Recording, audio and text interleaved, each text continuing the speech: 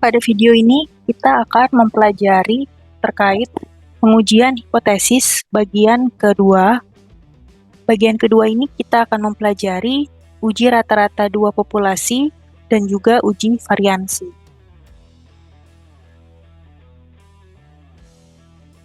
Oke, yang pertama kita pelajari uji rata-rata dua populasi.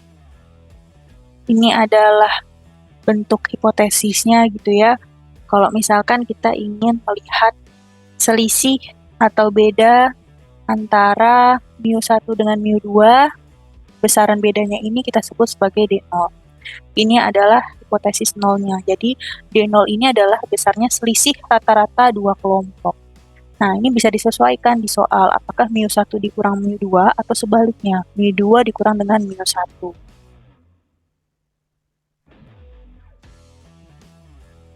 Oke, sebagaimana tertera pada diagram alir, nah ini yang sudah dibahas di bagian pertama gitu ya. Jadi di sini untuk dua populasi ada 4 bagian, di mana tiga pertama di sini merupakan untuk kasus dua populasi yang independen atau yang tidak berpasangan, sementara yang terakhir ini adalah untuk yang kasus berpasangan. Oke, yang pertama untuk uji hipotesis rata-rata dua populasi yang independen atau yang tidak berpasangan. Terdapat beberapa skenario untuk kasus yang mungkin pada uji hipotesis rata-rata dua populasi yang tidak berpasangan. Untuk yang pertama adalah ketika terdapat informasi atau dengan kata lain, simpangan baku kedua populasi yaitu sigma 1 dan sigma 2-nya ini diketahui. Skenario kasus kedua yaitu jika simpangan baku populasi pertama dan simpangan baku populasi kedua ini tidak diketahui, tetapi kita asumsikan bahwa simpangan baku kedua populasi ini sama, atau dengan kata lain, sigma 1 sama dengan sigma 2. Sementara untuk skenario kasus terakhir, yaitu jika simpangan baku kedua populasi, yaitu sigma 1 dan sigma 2 ini tidak diketahui, tetapi memiliki asumsi atau kita asumsikan bahwa kedua simpangan baku tersebut berbeda. Jadi sigma 1-nya ini tidak sama dengan sigma 2. Oke, ini adalah beberapa catatan untuk dua populasi gitu ya. Yang pertama ini untuk yang pertama, kedua, dan ketiga ini untuk yang kasus dua populasi yang independen atau yang tidak berpasangan. Sementara yang terakhir ini adalah untuk kasus kedua populasi yang berpasangan.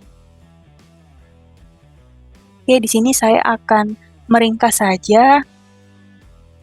Oke, di sini jadi untuk yang uji hipotesis untuk rata-rata dua populasi yang independen atau yang tidak berpasangan gitu ya. Untuk yang pertama adalah jika sigma 1 dan sigma 2-nya ini diketahui. Nah, berdasarkan tabel yang tadi ya, itu tabel ringkasannya, maka untuk yang pertama hipotesisnya bisa satu arah atau satu sisi dan dua sisi. Nah, ingat lagi bahwa untuk bisa mengetahui apakah uji satu sisi atau dua sisi, kita bisa melihat di H1-nya atau hipotesis alternatifnya. Oke, ini adalah pertama H0-nya. Nah, untuk H0 di sini yang penting ada komponen sama dengan. Misalkan kalau saya punya di sini adalah mu1 min mu2 sama dengan B0 gitu ya. Artinya di sini H0-nya di sini boleh sama dengan, boleh kurang sama dengan, boleh lebih dari sama dengan. Sesuaikan saja H1-nya. Untuk H1-nya di sini berarti ada 3 kemungkinan, yaitu ketika mu1 min mu2 di sini tidak sama dengan D0. D0 di sini adalah selisih antara rataan populasi pertama dengan rataan populasi kedua yang dihipotesiskan gitu ya. Untuk yang pertama ini adalah kasus uji dua sisi. Lalu ada lagi H1 yang mungkin yang bisa kalian gunakan adalah mu1 min mu2 di sini. kurang dari D0, ini adalah uji satu sisi sebelah kiri, sementara yang sisanya adalah mu1 min mu2 di sini lebih dari D0. Ini adalah uji satu sisi sebelah kanan. Nah, untuk H0 di sini menyesuaikan, artinya ketika H1-nya adalah tidak sama dengan, ya berarti H0-nya adalah sama dengan. Oke, selanjutnya adalah statistik ujinya bentuknya seperti apa. Untuk kasus yang pertama, statistik ujinya ini kita menggunakan distribusi Z gitu ya. Jadi di sini Z hitung sama dengan X bar 1 min X bar 2. Nah, kenapa X bar 1 dikurang X bar 2? Kenapa 1 dikurang 2 gitu ya? Populasi pertama dikurang dengan rataan populasi kedua. Nah, ini menyesuaikan H0-nya dan H1-nya hipotesisnya. Kalau di sini mu1 dikurang mu2, ini 1 dikurang 2 gitu ya. Maka untuk Z hitungnya ini juga 1 dikurang 2. Kalau misalkan di sini adalah mu2 dikurang dengan mu1, berarti di sini adalah X bar 2 dikurang dengan X bar 1. Dikurang dengan yang hipotesiskan atau D0, dibagi dengan akar dari, nah ini kan sigma 1 dan sigma 2 diketahui ya. Maka di sini kita gunakan sigma 1 kuadrat per N1 ditambah sigma 2 kuadrat per N2. Ini statistik ujinya, dan yang terakhir adalah daerah kritis atau penolakan H0.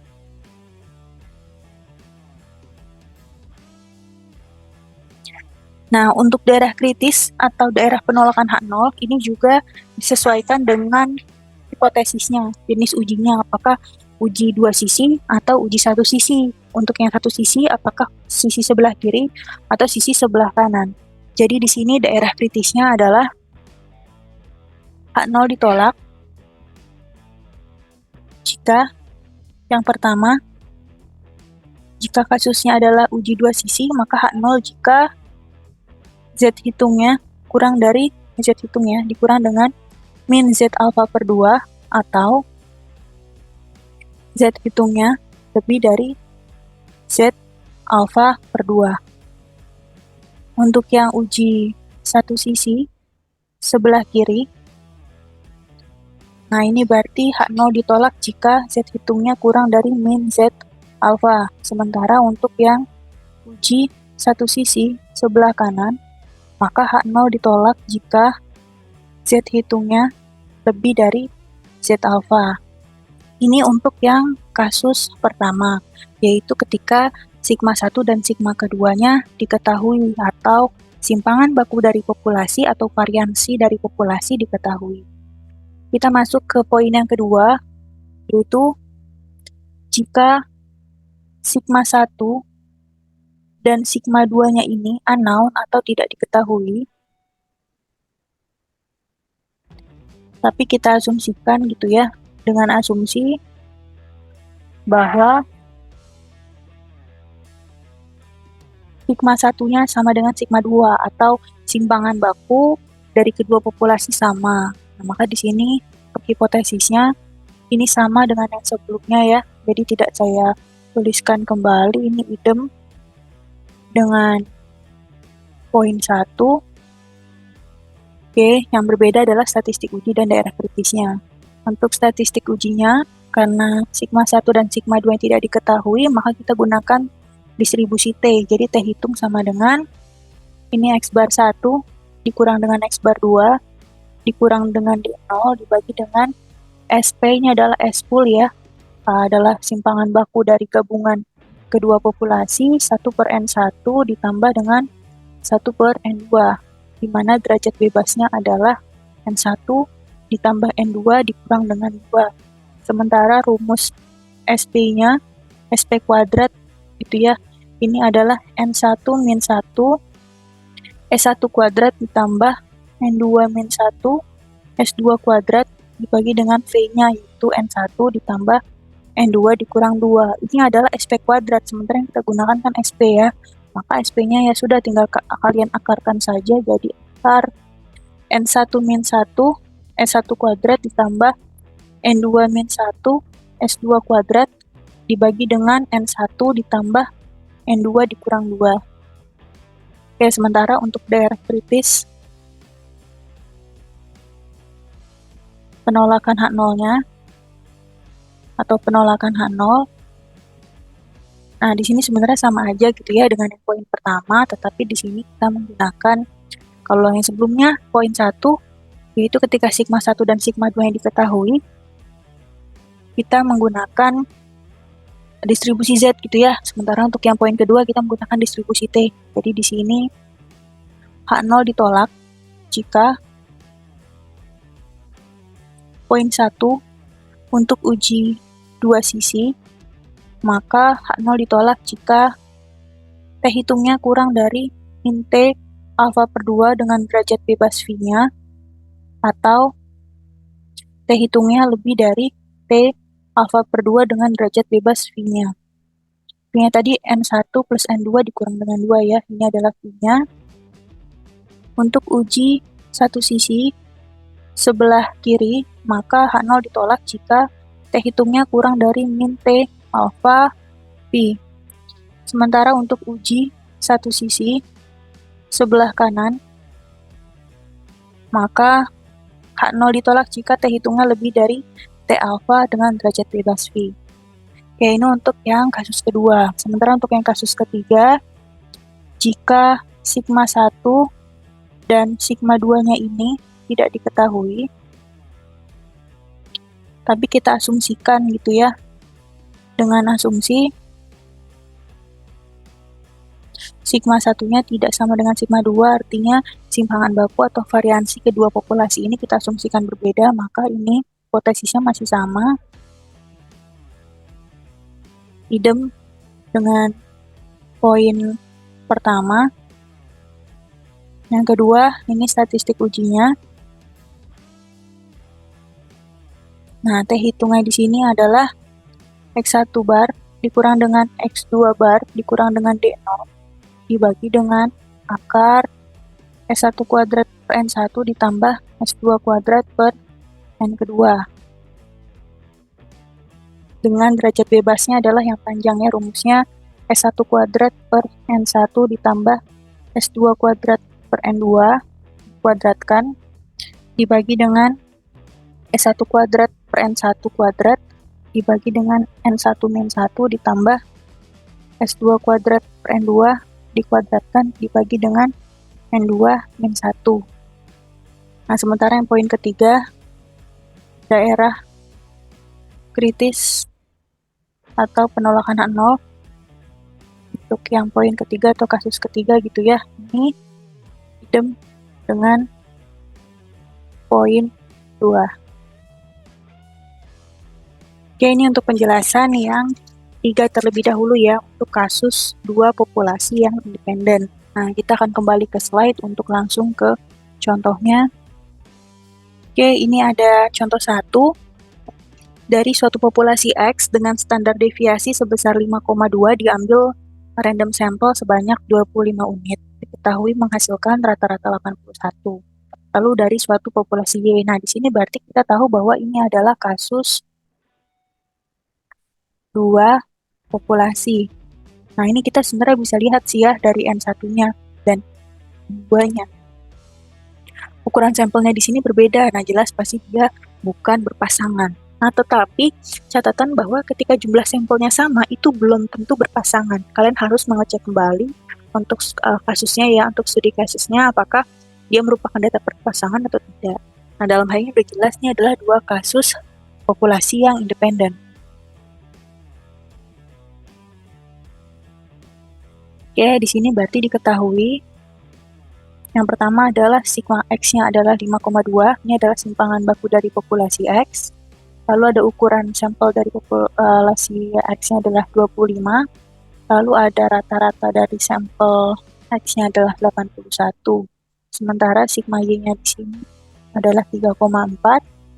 NY-nya di sini dari 36 sampel dan X bar Y-nya di sini adalah 76. Yang ditanya, ujilah hipotesis yang menyatakan rata-rata kedua populasi tidak berbeda. Kalau tidak berbeda itu kan berarti sama gitu ya. Nah, maka yang ditanya, apakah rata-rata kedua populasi tidak berbeda?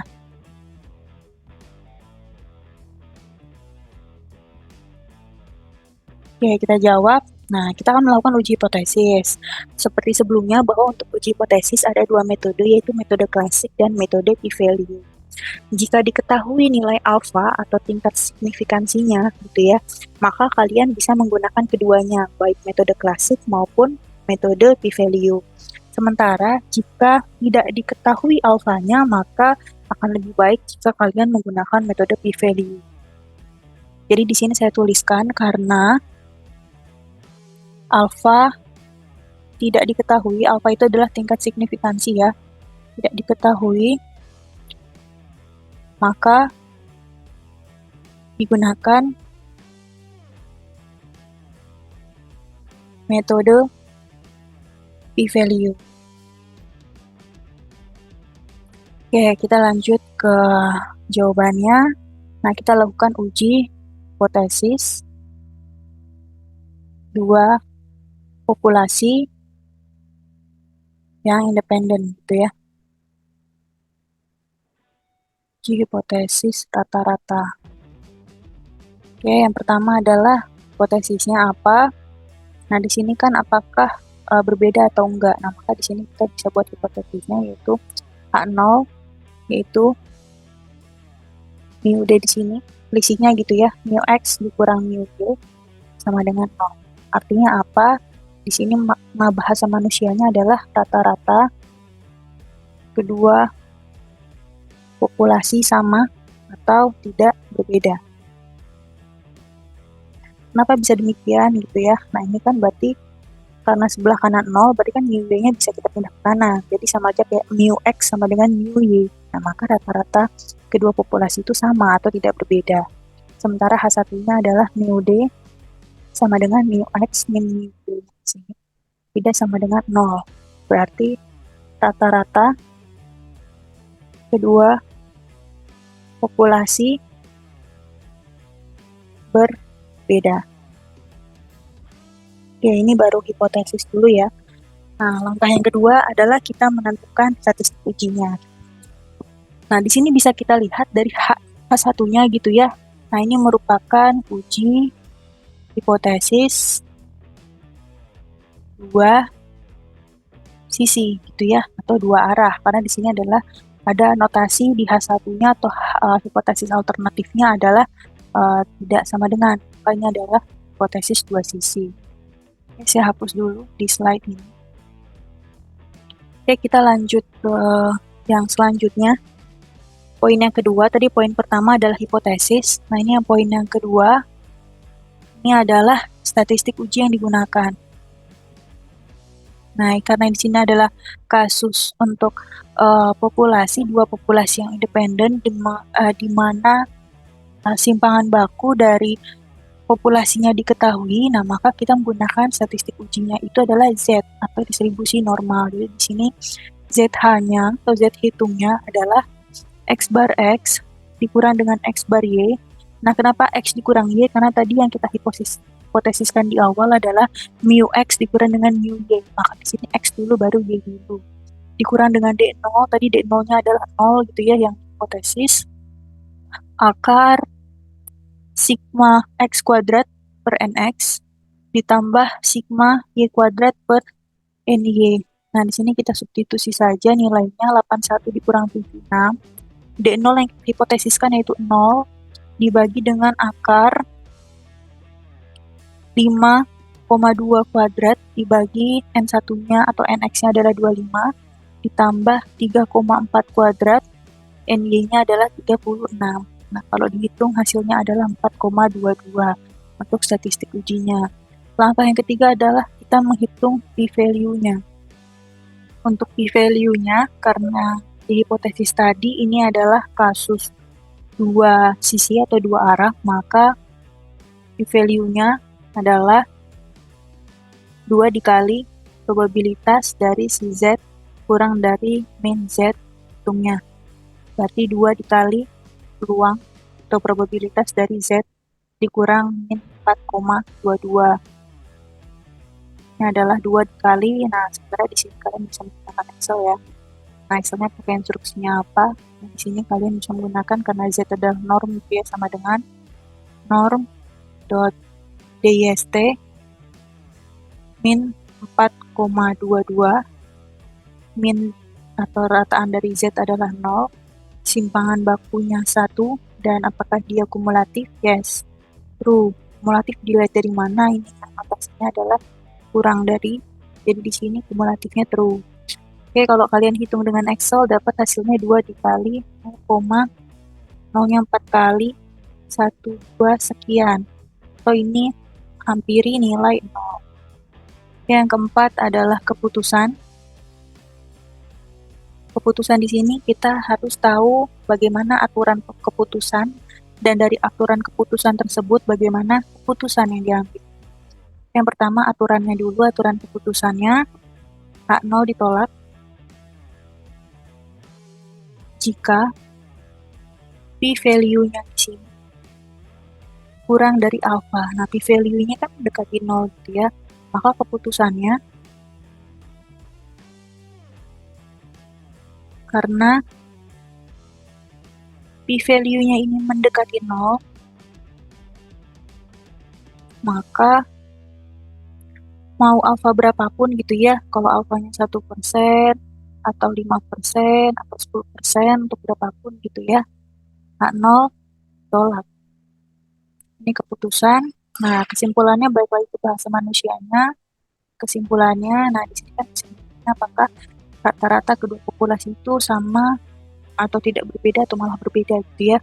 Nah, karena H0 ditolak, maka tadi yang H1-nya, yang kalian fokuskan di H1-nya, berarti H1-nya itu yang tidak sama dengan gitu ya.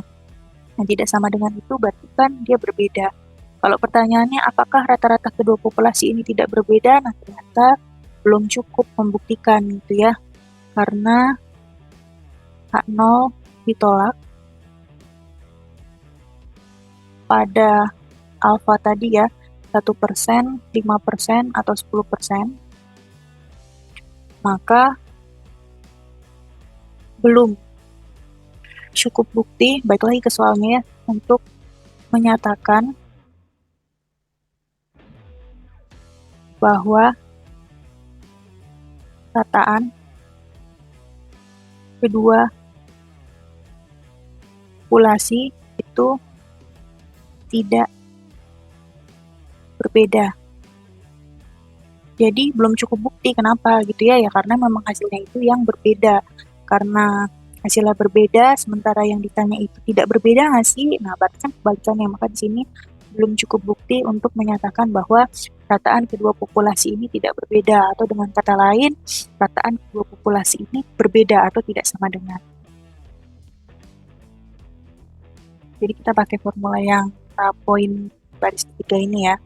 Oke, selanjutnya adalah kita diberikan contoh selanjutnya. Ini adalah contoh 2.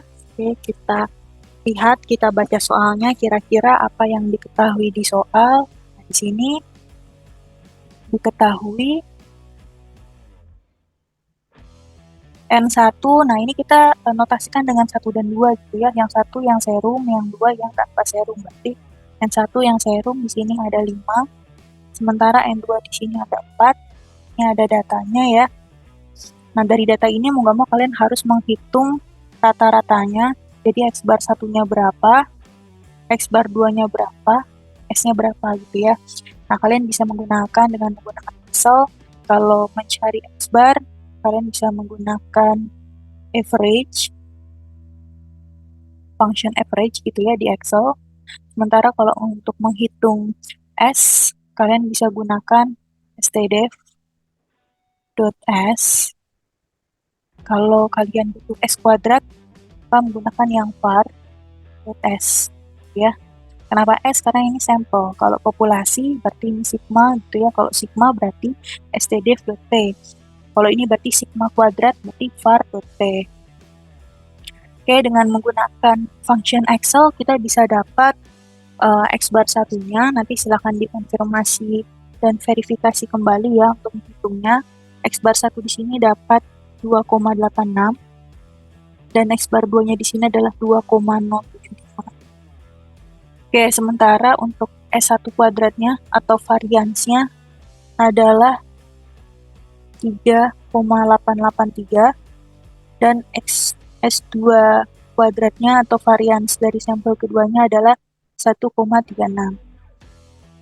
Oke, balik dari sini kita bisa dapat X bar satunya adalah 2,86, X bar 2-nya adalah 2,075, S1 kuadratnya adalah 3,883, dan S2 kuadratnya adalah 1,36.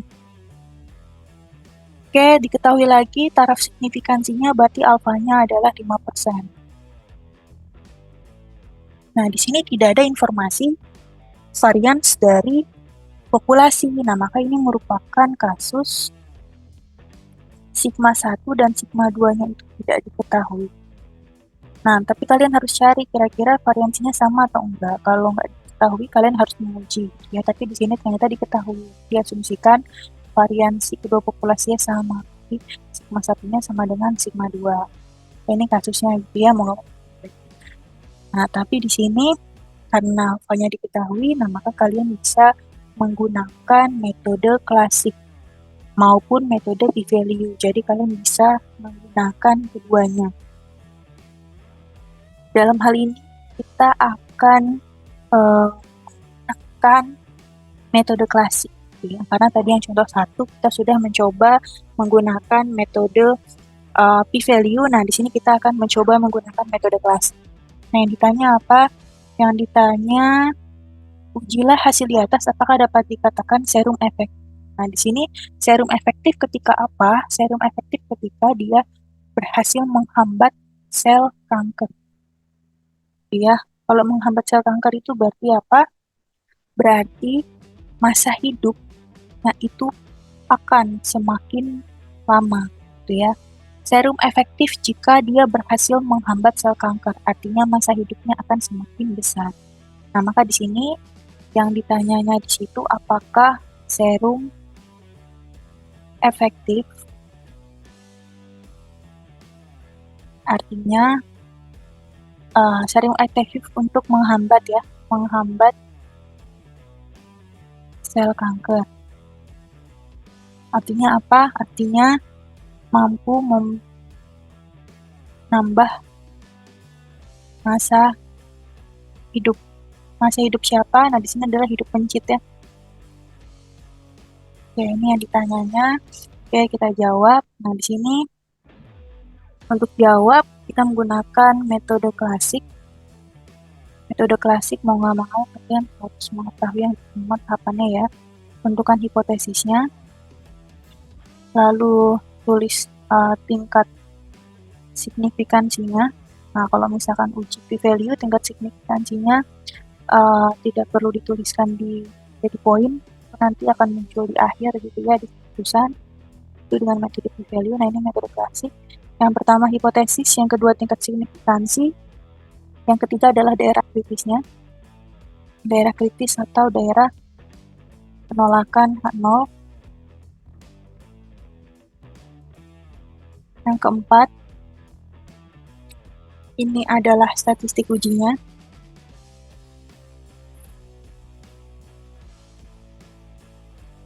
Yang kelima, keputusannya apa? Yang terakhir adalah kesimpulannya.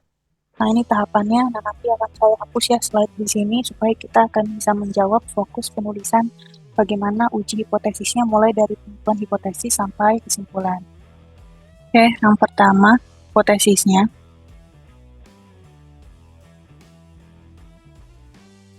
H0 di sini adalah mu D-nya, itu mu1 min mu2 sama dengan 0. Ini 1, ini 2 ya. Artinya apa? Serum, karena rataannya sama gitu ya, baik dengan serum maupun tanpa serum, maka serum tersebut belum efektif.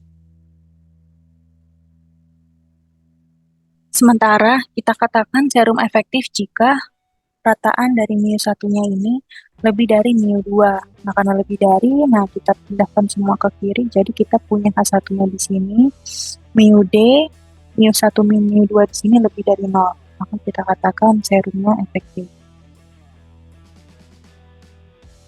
Nah, ini merupakan jenis uji satu sisi sebelah kanan, gitu ya. Yang kedua, tingkat Signifikansi yang digunakan alfanya adalah 5%. Yang ketiga, daerah kritis atau penolakan H0. Nah, di sini kita bisa buat gambar gitu ya. Ini 0, ya karena sebelah kanan, berarti di sini diarsir ini sebesar alfanya yaitu 5%, karena satu sisi gitu ya. Nah, ini titik kritisnya ini. Nah, ini adalah kasus yang dua populasi yang independen di mana sigma variansinya tidak diketahui. Nah, maka kita gunakan T. Berarti di sini titik kritisnya itu adalah T alfa N1 plus N2 dikurang 2, atau sama aja kayak T 0,05 dengan derajat bebasnya adalah 5 ditambah 4 dikurang 2 atau 7. Nah, kalau pakai Excel dapat 1,895. Gimana pakai Excelnya? Nantinya Excelnya di sini kita bisa gunakan perintah sama dengan t.inverse karena 0,0 mencakup arah, jadi nggak usah pakai yang detail, langsung dimasukin nilainya adalah 0,05 dengan derajat bebasnya adalah 7. Nanti akan dapat hasilnya adalah kita ambil angkanya yaitu 1,895. Yang ketiga adalah statistik ujinya. Untuk statistik ujinya yang kita gunakan adalah T gitu ya. Kita hitung sama dengan X bar 1 yang serum dikurang dengan X bar 2 yang tanpa serum dikurang dengan nilai yang ditesiskan dibagi SP S pool kali 1 per N1 ditambah 1 per N2 ini diangkatkan ya. Nah, mau nggak mau kalian harus menghitung SP terlebih dahulu. Itu akar N1 min 1 S1 kuadrat ditambah N2 min 1 S2 kuadrat ditambah dengan V-nya yaitu N1 ditambah N2 dikurang 2. Ini adalah akar N1-nya 5 dikurang 1. S1 kuadratnya di sini tadi kita peroleh 1 barnya adalah 2,86. X2 barnya adalah 2,05. S1 kuadratnya adalah 3,883 dan S2 kuadratnya adalah 1,36. Berarti di sini adalah dikali dengan 3,883 ditambah 4 dikurang 1 dikali dengan 1,36 dibagi dengan derajat bebasnya yaitu 5 ditambah 4 kurang dengan 2. Jika kalian hitung dapat S-nya adalah 1,69. X-pool ini digunakan untuk mendapatkan TH di sini, jadi X bar 1 barnya adalah 2,86 dikurang dengan 2,075, D0-nya adalah 0, dibagi dengan X-poolnya adalah 1,69, akar 1 per 5 ditambah 1 per 4. Kalau dihitung dapat TH-nya di sini adalah 0,698. Nah, sebenarnya kita bisa lihat ya di grafik, kita hitungnya adalah 0,698. Maka di sini ini kan nilainya 1,895. Sebenarnya titiknya di sini ada yang di sebelah kirinya gitu ya, lebih kanan dari 0 tetapi lebih dari titik kritisnya. Maka hitungnya ini tidak masuk ke daerah penolakan H0. Sebenarnya kita bisa dapat keputusan bahwa H0 gagal ditolak. Ini poin keempat ya, bukan poin ketiga. Nah, kita lanjut ke poin kelima dan 6 untuk mendapatkan keputusan dan kesimpulan. Poin yang kelima di sini adalah keputusannya. Aturan keputusannya adalah untuk metode klasik H0 ditolak jika T hitungnya lebih dari P alfa dengan derajat bebasnya adalah V gitu ya. Nah, maka keputusan yang kita peroleh adalah karena T hitung sama dengan 0,698 yang kurang dari T alfanya itu 0,05 dengan derajat bebasnya 7, nilainya adalah 1,895, kebalikan itu ya, maka H0 gagal ditolak pada tingkat signifikansi 5%. Oke, berarti kesimpulannya dikembalikan lagi ke bahasa manusianya. Kesimpulannya, karena H0 gagal ditolak. Nah, ini balik lagi ke hipotesisnya. Tadi hipotesisnya itu adalah mu1 dikurang mu2-nya sama dengan 0, dan H1-nya adalah mu1 dikurang mu2 yang hasilnya efektif yaitu lebih dari 0. Karena H0 gagal ditolak, maka kan yang ke atas ya. Maka bisa kita simpulkan, maka belum cukup bukti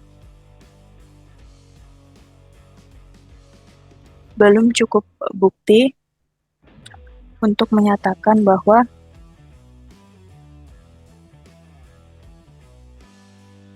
serum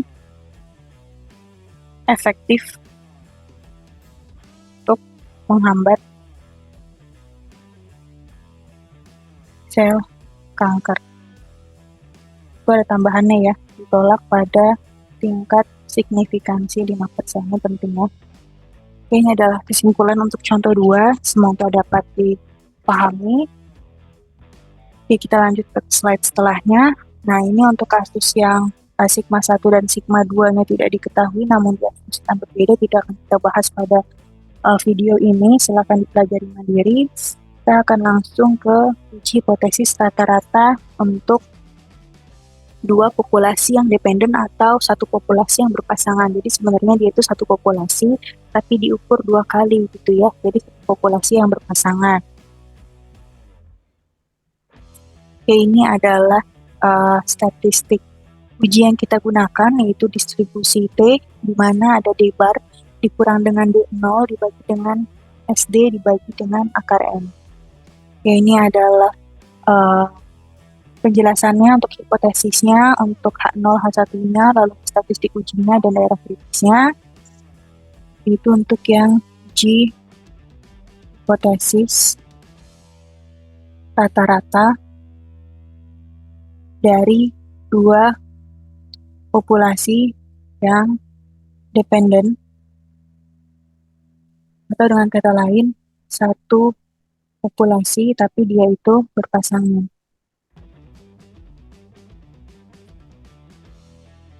Ya, hipotesisnya apa? Yang pertama, hipotesisnya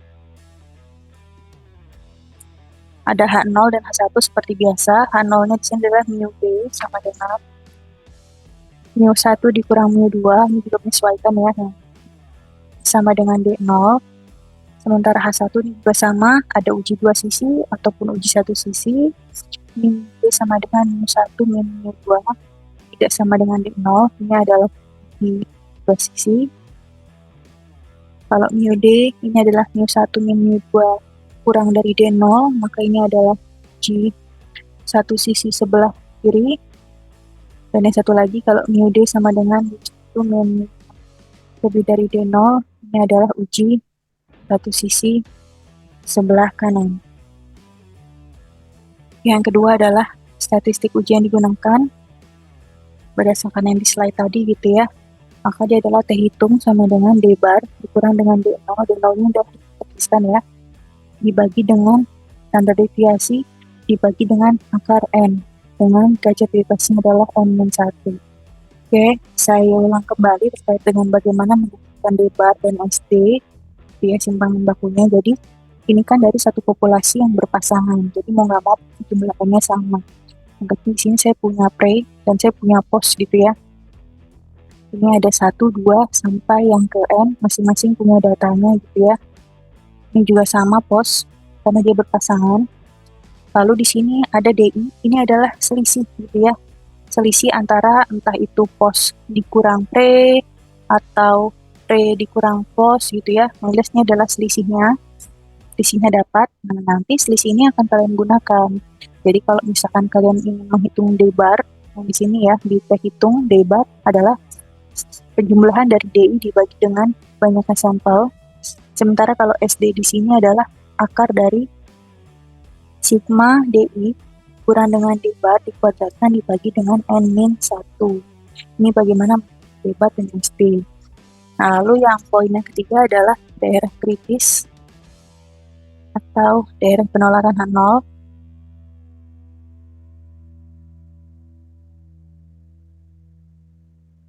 Nah, ini adalah H0 ditolak jika yang poin pertama, jika hipotesis atau H1-nya adalah uji dua sisi, maka di sini T-nya kurang dari min T alfa per 2 dengan derajat bebas N-1, atau T-nya lebih dari T alfa per 2 dengan derajat bebasnya N-1. Yang B, uji satu sisi, satu sebelah kiri gitu ya. Nah, maka H0 ditolak jika T kurang dari min T alfa dengan derajat bebasnya adalah N-1, sementara untuk yang uji satu sisi sebelah kanan, H0 ditolak jika T-nya di sini lebih dari T alfa dengan derajat bebasnya adalah N-1. Oke, ini penjelasannya. Kita akan langsung membahas contohnya. Oke, ini ada contoh 3 gitu ya. Nah, di sini ada berapa N-nya? Di sini N-nya ini ada 20. Jadi N-nya sama dengan 20, lalu diberikan data. Nah, pertanyaannya di sini tidak diketahui alfanya ya. Karena alfa tidak diketahui, maka kita gunakan metode p-value. Nah, ini DI. Nah, di sini karena ingin mengetahui modul baru efektif atau enggak, nah nggak mau kan yang harus kalian selisihkan itu adalah pos kurang dengan P. Apakah pos tes di sini selisih dengan yang P di sini akan lebih dari 0? Kenapa? Modul baru efektif ini kita katakan jika nilai dari posnya lebih dari nilai P-nya. Kalau posnya itu artinya setelah menggunakan modul tersebut nilainya lebih besar, kita katakan modul baru efektif. Nah, ini akan menjadi dasar menjadi efektifnya. Oke, di sini untuk hipotesisnya. Lalu dari data ini kalian punya DI ya, D1 sampai yang terakhir adalah D20. Mau nggak mau kalian juga harus menghitung D-barnya dan SD-nya. Nah, di sini bisa kalian gunakan dengan bantuan Excel. Nanti setelah dapatkan selisihnya, kalian bisa blok semua, di mana D-bar kalian menggunakan function sama dengan average. Average dari siapa? Dari yang D-nya ya, blok semua. Sementara untuk SD, kalian bisa dapatkan stdef.s. Nah, ini adalah data DI-nya. Jadi kalian bisa juga dengan menggunakan bantuan Excel. Oke, untuk pengujiannya saya akan coba kerjakan dengan menggunakan whiteboard. Oke, ini untuk yang contoh 3 ya. Ini yang pertama, hipotesisnya apa? Tadi sudah kita ada gambaran untuk H1-nya. Jadi hipotesisnya adalah yang H0. Mu D di sini adalah mu 2 dikurang dengan mu 1 sama dengan 0. Oke, di sini kita punya catatan kalau yang satu di sini adalah yang pre, sementara yang 2 di sini adalah post gitu ya. Jadi rataan post dikurang pre-nya sama dengan 0, artinya modul baru belum cukup efektif. Nah, sementara yang satunya kita katakan efektif jika H1-nya mu D sama dengan mu 2 kurang dengan mu 1-nya di sini lebih dari 0. Modul baru efektif. Ini adalah H0-nya, ini adalah uji satu sisi sebelah kanan. Yang kedua, ini dengan menggunakan p-value ya, berarti yang kedua adalah kita hitung statistik ujinya. Menggunakan T hitung sama dengan D-bar dikurang dengan 0 dibagi dengan SD per RM. Nah, ini harus kalian cari dari datanya gitu ya. Ternyata diperoleh D-barnya di sini adalah 2,05, sementara SD-nya di sini adalah 2,83. Kita substitusi saja jadi 2,05 dikurang dengan D0-nya di sini adalah yang dihipotesiskan yaitu 0 dibagi dengan 2,83 dibagi N-nya ada 20. Dapat hitungnya adalah sekitar 3,23. Yang ketiga adalah menghitung p-value-nya. Ini adalah kasus satu sisi sebelah kanan, jadi p-value di sini adalah probabilitas ketika T lebih dari, biasanya kan Z ya, nah karena T di sini berarti ketika probabilitas T lebih dari si T hitungnya.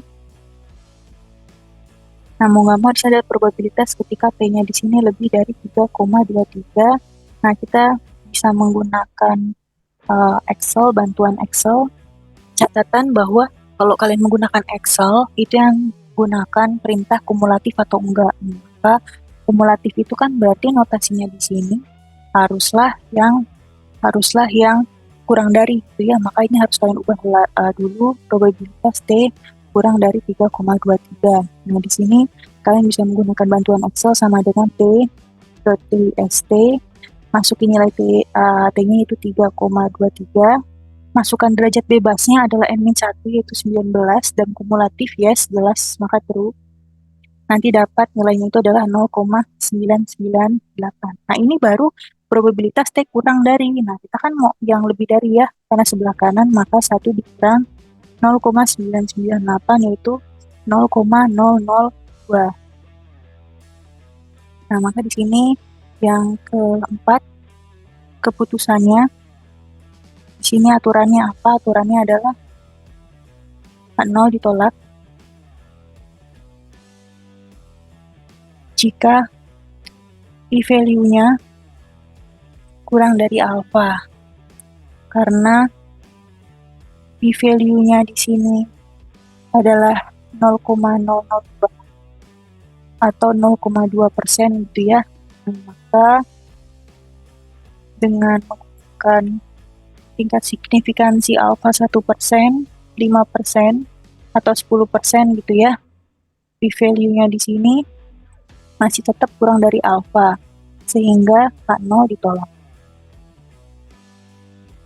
Nah, kesimpulannya balik lagi ke bahasa manusianya. Yang pertama adalah kesimpulan.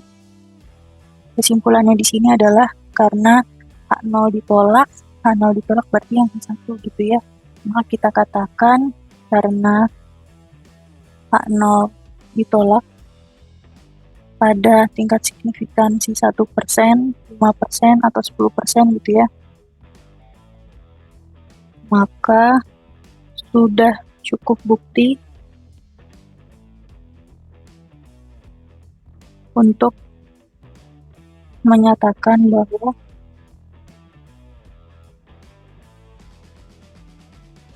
modul baru itu efektif ya. Ya, ini kesimpulannya untuk ya contoh 3, semoga dapat dipahami. Oke, uji variansi di sini yang kita bahas itu ada 2, yang satu populasi dan yang 2 populasi. Nah, kalau populasi itu biasanya rasio gitu ya, bentuk hipotesisnya bukan beda atau selisih. Nah, ini yang pertama adalah uji variansi satu populasi. Statistik uji yang digunakan untuk uji variansi satu populasi adalah chi-square hitungnya yaitu N-1 dikali dengan S kuadrat dibagi dengan sigma 0 kuadrat. Sigma 0 kuadrat ini adalah nilai variansi yang kita hipotesiskan di H0 maupun di H1-nya. Ini adalah sigma 0 kuadrat gitu ya. Nah, ini ada uji variansi untuk satu populasi. Ada jenisnya sama seperti sebelumnya, ada uji 2 sisi, ada uji 1 sisi sebelah kiri, dan ada uji 1 sisi sebelah kanan gitu ya.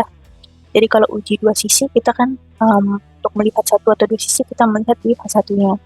Ini kalau 2 sisi berarti tidak sama dengan, untuk H1-nya uji 1 sisi sebelah kiri maka kurang dari, yang kanan berarti yang lebih dari. Nah, untuk yang kiri, ini boleh sama dengan gitu ya untuk H0-nya, atau yang kebalikannya yaitu lebih dari sama dengan.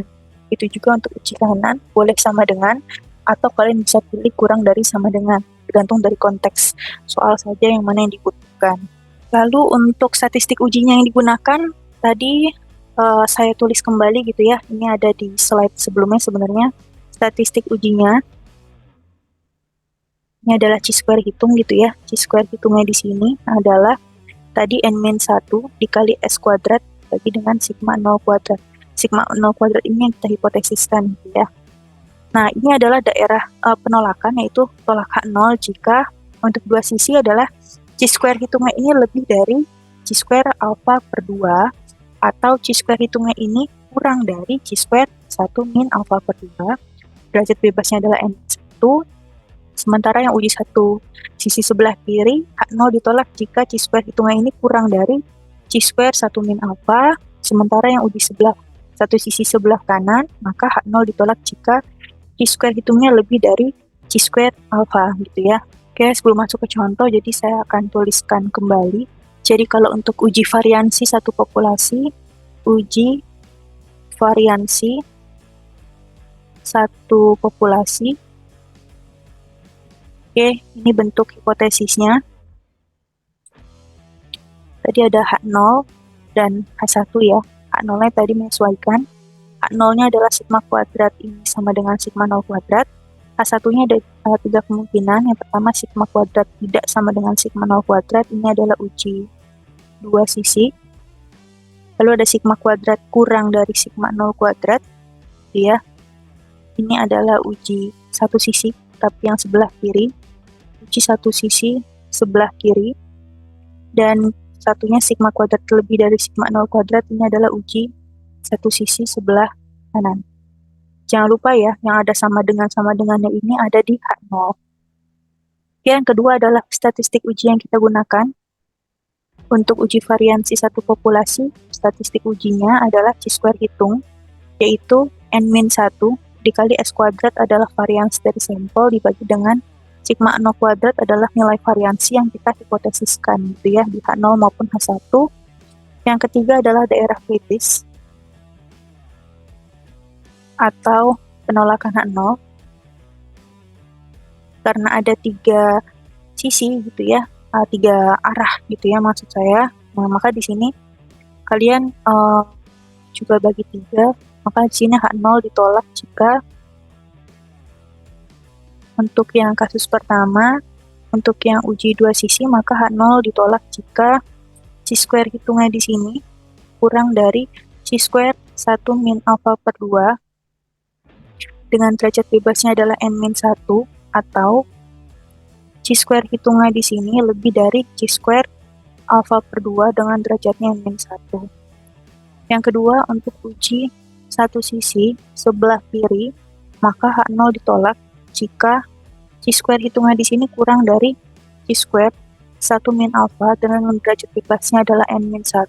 Yang C, uji satu sisi sebelah kanan, H0 ditolak jika chi-square hitungan di sini lebih dari chi-square alpha n-1 ya, dengan derajat bebasnya n-1. Oke, semoga dapat dipahami. Kita akan masuk ke contoh 4. Suatu pabrikan mesin pengisi cairan mengklaim bahwa alat terbarunya memiliki keunggulan, yaitu ragamnya lebih kecil atau sama dengan. Jadi di sini ada konteks lebih kecil atau sama dengan. Berarti kan kurang dari sama dengan ya. Nah, karena ada sama dengan, maka ini masuk ke H0. Mau nggak mau H1 adalah sisanya, yaitu yang lebih dari ini adalah H1. Kita tulis di sini standar deviasi yang dihipotesiskan adalah 0,9. Ini adalah si sigma 0 ya, 0,9.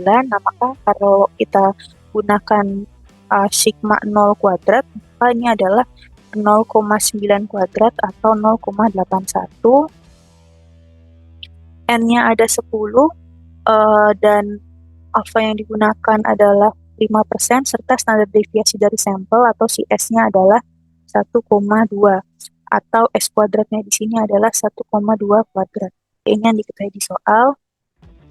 Jadi yang diketahui di sini adalah yang pertama sigma 0 kuadratnya adalah 0,9 kuadrat atau 0,81. N-nya di sini adalah 10. S-nya adalah 1,2 dan alfa di sini adalah 5%. Yang ditanya adalah ujilah klaim tersebut. Nah, klaimnya apa? Bahwa ragamnya itu lebih kecil atau sama dengan nilai standar deviasinya atau 0,9, 0,81 ya kalau dikuadratkan. Maka apakah ragamnya lebih kecil atau sama dengan 0,81 mm yang ditanya gitu ya. Oke, kita jawab. Saya akan share whiteboard-nya. Oke, ini contoh 4.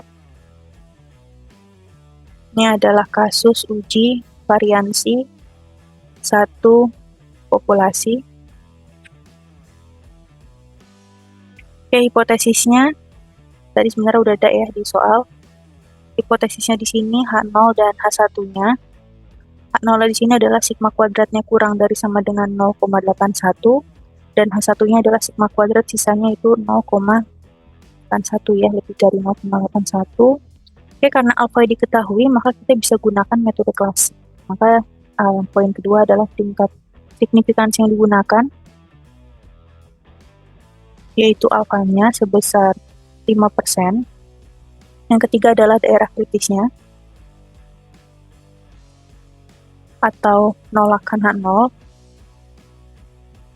Oke, sini kita bisa gambar ya.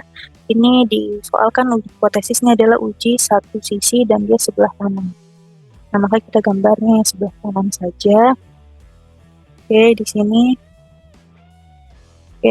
adalah nolakannya sebesar alfanya adalah 5%. Nah, maka di sini karena sebelah kanan, maka ini adalah C square alfa dengan derajatnya n-1 atau C square 0,05 dengan derajatnya n-nya tadi adalah 10, maka p-nya adalah 9. Nah, kalau pakai Excel kan bisa menggunakan Excel ya. Itu dengan menggunakan sama dengan C square, cis dot inverse. Nah, karena di sebelah kanan, maka gunakanlah yang right tail, tail sebelah kanan. Masukkan 0,05 dan dB-nya atau derajat bebasnya adalah 9. Nanti akan dapat hasilnya adalah 16,919 ya, ini 0. Jadi untuk distribusi C-square, ini kan C-square ya, ini C-square, nah maka nilainya itu selalu positif. Yang keempat adalah statistik ujinya. Nah, statistik uji yang digunakan di sini adalah C-square hitung, itu adalah n-1 dikali S kuadrat dibagi dengan sigma 0 kuadrat. Berarti n-1-nya adalah 9, dikali S kuadratnya adalah 1,2 kuadrat, dibagi dengan 0,9 kuadrat. Nah, kalau kalian menggunakan kalkulator atau menghitung secara manual, dapat C-square hitungnya adalah 16. Yang kelima adalah keputusan. Keputusan di sini ada aturan dan ada keputusannya ya. Untuk aturannya di sini, karena uji satu sisi sebelah kanan, maka ini karena ya H0 ditolak, maka H0 ditolak jika C-square hitungnya lebih dari C-square alpha n-1. Oke, keputusannya karena C-square hitungnya di sini adalah 16, dia itu bukan lebih dari ya, tapi kurang dari C-square 0,05 atau alfanya yaitu 9, itu sebesar 16,919, maka H0 gagal ditolak. Oke, yang keenam, kesimpulannya. Karena H0 gagal ditolak pada alfanya adalah 5%, maka H0 gagal ditolak, berarti kan kalian punya H0 ya. Nah, pertanyaannya itu apakah dia klaimnya itu adalah ragamnya itu kurang dari sama dengan. Nah, ini sudah sesuai dengan klaimnya, maka sudah cukup bukti untuk menyatakan, ini balik lagi ke soalnya ya, menyatakan bahwa ragamnya lebih kecil atau sama dengan standar deviasinya, atau sama dengan 0,9 kuadrat atau 0,1 dari ya. Oke, ini kesimpulannya untuk yang contoh 4, semoga bisa dipahami. Nanti kalau misalkan gambarnya itu, yaitu yang uji satu sisi sebelah kiri, berarti kan mau nggak mau daerahnya di sini ya. Nah, maka kalian bisa pilih yang C-square inverse. Nah, ini kan mau nggak mau sebesar alpha gitu ya, tapi di sini titiknya bukan alpha, tapi C-square 1 min alpha ya, jadi sudah diminkan. Jadi kalian punya dua pilihan. Kalau kalian gunakan alpha, maka kalian jangan gunakan right tail, karena kalau 1 min alpha ini sudah di right tailin gitu ya. Jadi ini kan alfa, berarti sebelah kanan sisinya adalah 1 min alfa. Jadi kalau kalian mau gunakan yang alfa, jadi chi_square.inverse, masukkan alfanya, dan derajat bebasnya adalah n-1. Sementara kalau kalian gunakan yang 1 min alfa, kalian gunakan yang right tail, jadi chi_square.inverse right tail 1 min alfa n-1. Jadi kalian punya dua pilihan ini ya, menyesuaikan yang mana, apakah kalian mau memandangnya dari sebelah kirinya. Kalau sebelah kirinya berarti jangan pilih yang RT, tapi kalian gunakan yang di upstate sebesar alfanya gitu ya. Ini kan yang di upstate sebesar alfa. Tapi kalau kalian mau gunakan yang 1 min alfa, berarti kan yang sebelah kanan, kan 1 min alfa ya. Maka kalian gunakan di sebelah kanan, kalian gunakan yang right tail. Ini sama juga untuk yang distribusi F, nanti untuk uji variansi dua populasi. Semoga dapat dipahami. Slide setelahnya terkait uji variansi dua populasi. Ini ada H0-nya dan ada H1-nya ya. H1-nya ini untuk yang satu arah sebelah kiri, satu arah sebelah kanan, dan ini untuk yang dua arah. Ini adalah statistik uji yang digunakan, yaitu rasio dari varian sampelnya. Nah, ini adalah daerah kritisnya atau critical region-nya. Nah, di sini saya akan tuliskan kesimpulannya di whiteboard kembali. Jadi kalau misalkan untuk uji variansi dua populasi, hipotesisnya di sini, H0-nya di sini adalah sigma 1-nya sama dengan sigma 2 kuadrat. Atau menyesuaikan ya, kurang dari atau yang tidak. Sementara H1-nya ada tiga kondisi. Yang pertama, sigma 1 kuadrat tidak sama dengan sigma 2 kuadrat. Mau nggak mau dia adalah uji dua sisi. Yang selanjutnya adalah sigma 1 kuadrat kurang dari sigma 2 kuadrat. Ini adalah uji satu sisi sebelah kiri. Dan ini ada sigma 1 kuadrat lebih dari sigma 2 kuadrat. Ini adalah uji satu sisi sebelah kanan. Ini baru hipotesisnya. Yang kedua adalah statistik uji yang digunakan. Tadi kita gunakan karena ada dua populasi, maka kita gunakan F hitungnya adalah S1 kuadrat dibagi dengan S2 kuadrat. Nah, ini menyesuaikan ya. Kalau di sebelah kirinya adalah yang satu, nah maka yang di atas adalah yang satu. Itu juga dengan sebaliknya. Yang ketiga adalah daerah kritis atau penolakan H0.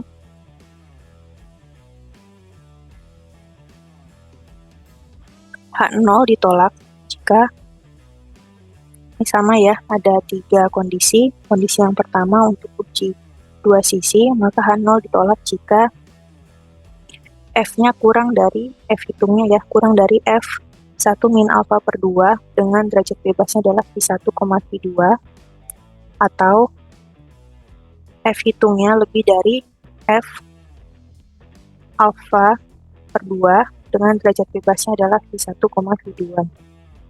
Untuk uji satu sisi, ini F hitungnya kurang dari F1 min alfa dengan derajat bebasnya adalah V1,V2. Ini yang sebelah kiri ya. Nah, sementara untuk yang uji satu sisi sebelah kanan, maka F hitungnya adalah yang lebih dari F alfa dengan derajat bebasnya F1,F2. Oke, ini contoh 5-nya, ada beberapa informasi gitu ya. Lalu di sini ada asumsi bahwa populasinya memiliki variansinya sama. Lalu lakukan pengujian untuk mengecek asumsi tersebut. Jadi variansinya sama atau tidak. Maka kita gunakan yang sama dengan dan yang tidak sama dengan. Maka ini adalah uji dua sisi. Dan di sini saya buat di whiteboard-nya.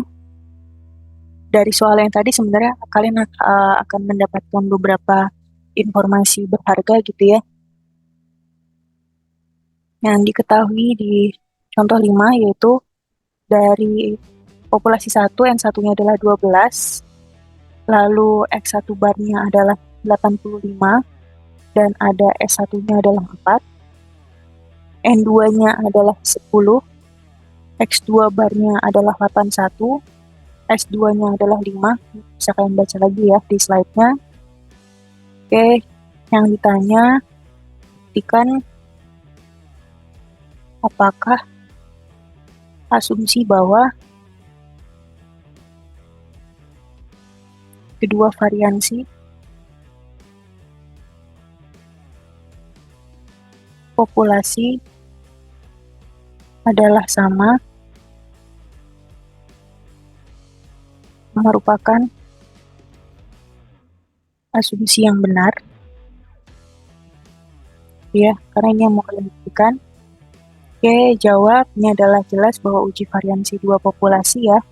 Oke, yang pertama kita tuliskan terlebih dahulu hipotesisnya. Karena variansinya sama atau tidak, maka ini adalah uji dua sisi ya. H0-nya adalah sigma 1 kuadratnya sama dengan sigma 2 kuadrat. Dan yang satunya di sini adalah sigma 1 kuadrat tidak sama dengan sigma 2 kuadrat. Nah, ini jelas bahwa uji dua sisi. Oke, yang kedua,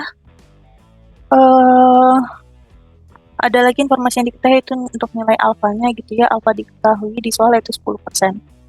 Oke, maka di sini kita gunakan metode klasik, maka tingkat signifikansinya yaitu alfanya adalah 10%. Oke, yang ketiga, ada daerah kritis atau penolakan nol. Ya, berarti di sini kita punya dua sisi ya. Nah, ini untuk F maupun C-square, dia bentuknya tidak persegi. Ini yang sebelah kiri, ini yang sebelah kanan. Karena dibagi dua, maka ini besarannya adalah 5%. Ini juga besarannya 5% ya, karena kan alfanya 10%. Nah, ini titik kritisnya apa? Ya, titik kritis yang pertama ini adalah F dari si 1 min alfa per 2, berarti 1 alfa per 2 dengan derajat bebasnya adalah P1-nya 11 sama 9, berarti ya. Nah, sementara untuk yang di sini, ini titiknya adalah F alfa per 2, derajat bebasnya 11 dan 9. Oke, ini titik yang pertama, ini adalah F1 min alfa. Kan alfa per 2 di sini kan 10 dibagi 2 kan berarti 5 ya. Berarti 1 dikurang 0,05 adalah 0,95, 11, 9. Nah, ini berarti F 0,05, 11, 9. Nah, ini yang tadi saya informasikan. Untuk yang F di sini kalian bisa menggunakan Excel. Di sini saya berikan catatan ya di sini. Untuk yang F 0,95 dengan dB-nya 11 dan 9. Nah, kalau di Excel kalian bisa menggunakan dua cara, yaitu melihatnya dari sisi sebelah kirinya atau sebelah kanannya. Kalau kirinya jelas, jadi kalian gunakan yang 5% atau alfa per 2.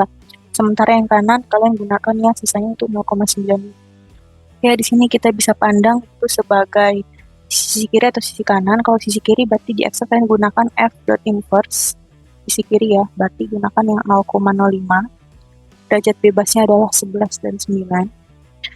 Kalau dari sisi kanan berarti F dot inverse. Karena dari kanan maka right tail RT. Nah, yang sebelah kanan itu kan bukan 5%, tapi sisanya itu 0,95. Nah, ini hasilnya sama saja ya. Kalian bisa gunakan dua-duanya.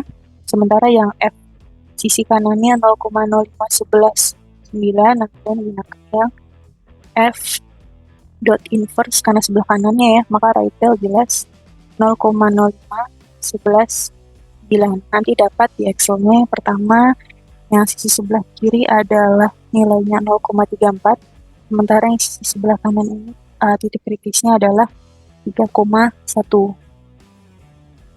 Oke, jadi ini dapat 0,34. Nah, ini yang dapat 3,1. Itu titik kritisnya. Yang keempat adalah statistik ujinya.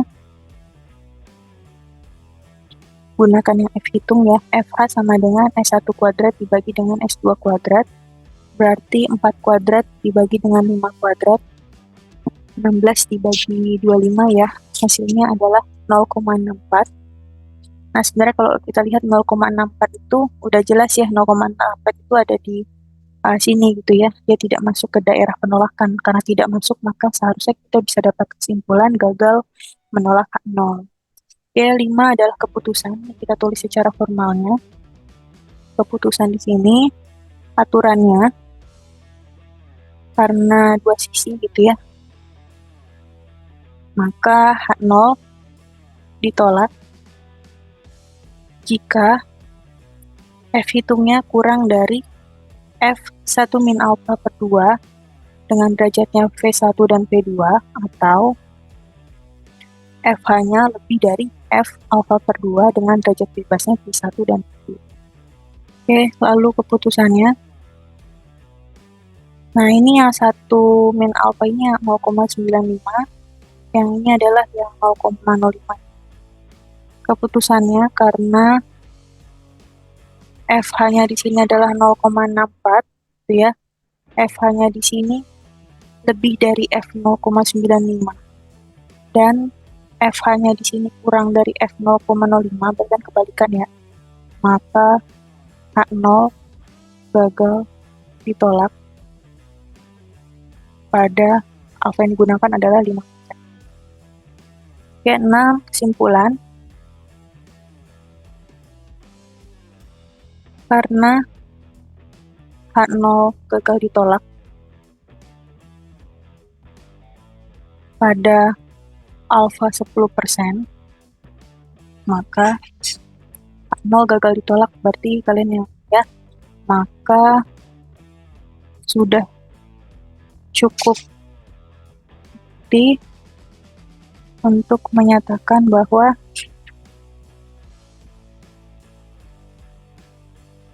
kedua variansi populasi adalah sama, ya.